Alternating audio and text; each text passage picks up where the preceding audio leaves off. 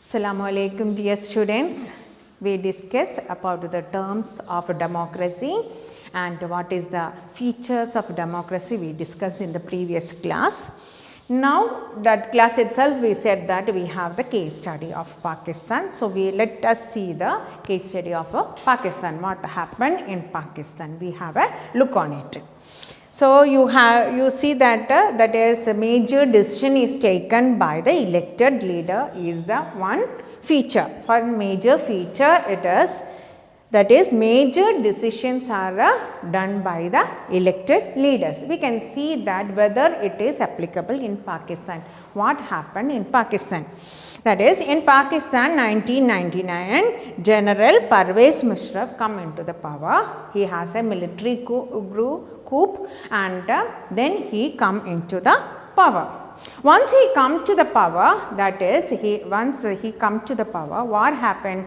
He didn't keep that elected representatives. He have the elected representatives, but he didn't keep the elected representatives. He overthrew the elected government and he become the he take the domination. He take the control of the country in his own hands. So that we can see in Pakistan. So what he did? He overthrew the elected government and he changed his designation to chief executive.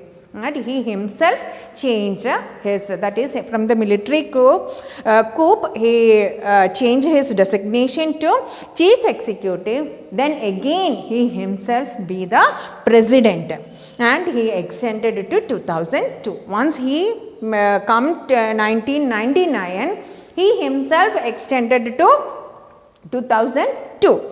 So we can see that and he made his own changes. Here the civilian cabinet is there.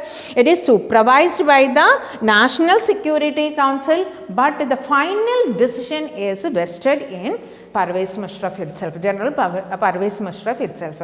So here you can see that it is the major feature, that is, we cannot overthrow that elected representative and we cannot take the decision. Even though Pakistan here military coup take the final decision, they take over the power.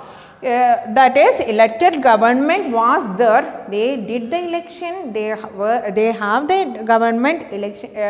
Elected representative was there, but it was overthrown by the Parvez Musharraf, and this you can see in Pakistan. So here we cannot say that it is fully democratic country. Even one feature is, that is, there is an elected representatives.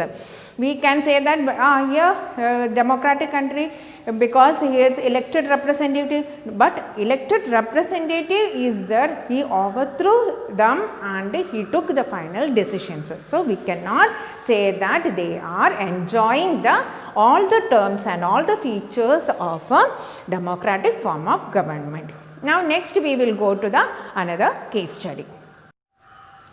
So dear children, we understand that we see Pakistan, even though elected members are there, we cannot say that it is a democratic form of government. Why?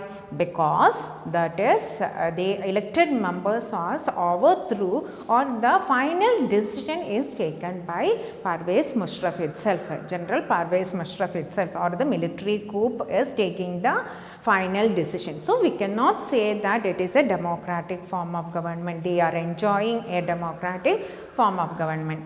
Here in this chapter we have 3 case studies. Next we will go to the China.